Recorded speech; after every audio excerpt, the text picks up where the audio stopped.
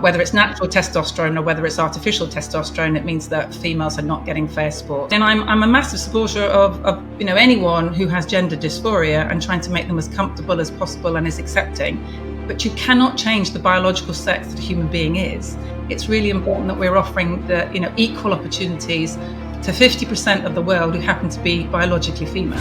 In the 1980 Olympic Games, British swimmer Sharron Davies stepped on the starting blocks, aiming for Olympic gold. However, as she looked across the pool, she realized that she wasn't going to be competing in a fair and clean race. Sharron's main competitor, the steroid-enhanced East Germans.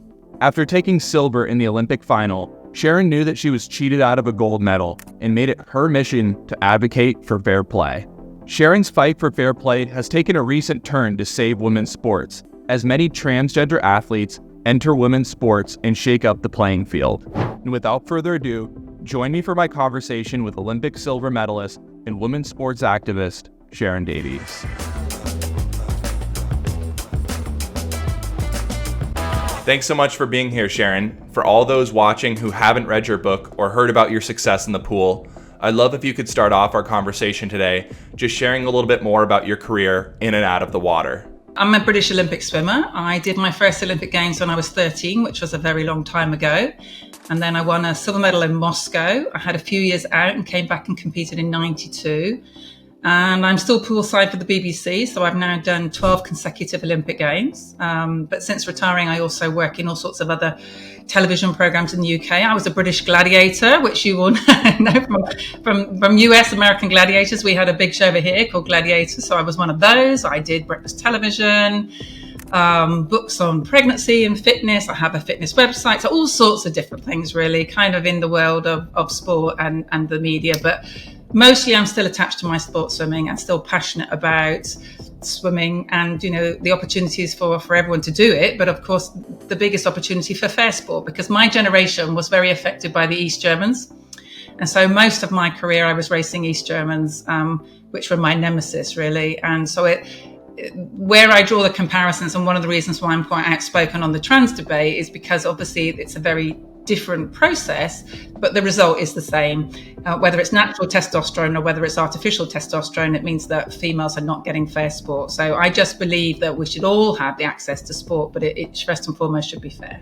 In the 400 IM at the 1980 Olympic Games, Sharron faced off against East German superstar Petra Schneider. It later came out that East Germany was running a state-sponsored doping program to help boost some of their female athletes in competition and had gotten past the IOC's drug testing standards. Today, the issue of transgender athletes competing at the Olympic level seems to just get kicked down the road from governing body to governing body, with no one really able to take a hard stance on anything, just like they had turned a blind eye 40 years ago with the East German swimmers. When you look at the sport of swimming today, with the participation of transgender athletes predominantly coming in the women's category, and compare that to the East Germans who you swam against in the 1980s Games, what parallels do you see? Having seen that and all that unfairness for decades with the East Germans, I just believe that the whole premise of sport is fairness. So the East Germans kept all their documentation, and I did a big documentary for British television when the wall came down in 89. And what the paperwork showed us is what they could make on average a 9% improvement. So if you took 9% away from the girl that beat me at the Olympics, she'd have been 16 seconds behind me and not even in the Olympic final, probably not even in the Olympics. So they could take very average athletes and make them, supreme. And East German athletes won 92% of the European medals for women during that period of time. 92%, all right? And nobody was going, oh, that's strange. And I mean, in my Olympics, they took 6 podiums, 1, 2, 3. And I had friends that came fourth, and their whole lives would have been different if they'd been Olympic champions. And we still have that premise for men's sport. We still have WADA. WADA is the World Anti-Doping Agency. The whole point of WADA is to stop anybody from getting the tiniest advantage.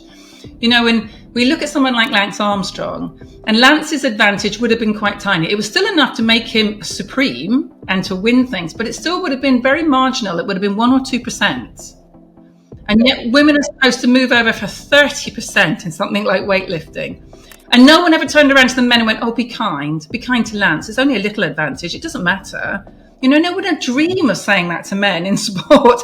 And yet women are supposed to do that. Women are supposed to go, oh, it's only a little advantage. It doesn't matter that we don't have fair sport anymore. Carry on.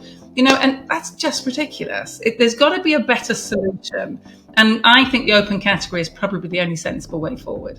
What do you have to say about transgender athletes competing like Leah Thomas? And what do you say to all those athletes who might not feel as comfortable to speak out as Riley? Riley is doing an amazing job in America. What I find very sad, and what's quite different from the US to the UK, is we don't see this as a political issue. We don't see this as one political party versus the other political party, whereas you do in America. You've got red states and you've got blue states, and we seem to have got, the red states have got their heads screwed on and go, we understand biology and we're going to protect female athletes. The blue states are just about to kick Title IX, into orbit after all the good that it has done for young females. And we know that we already have a problem keeping young females in sport. It's a problem the world over, and we're constantly trying to encourage young girls to be physically active and to stay physically active. And this is not going to help. This is going to do the absolute opposite.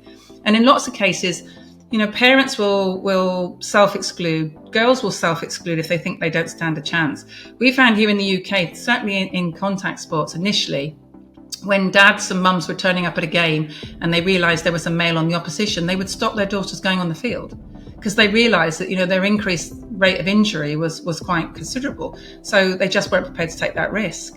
So what happens is they self-exclude. And then you've got minority groups like, Muslim women who will not swim with males, who are not allowed to swim with males. So they self-exclude.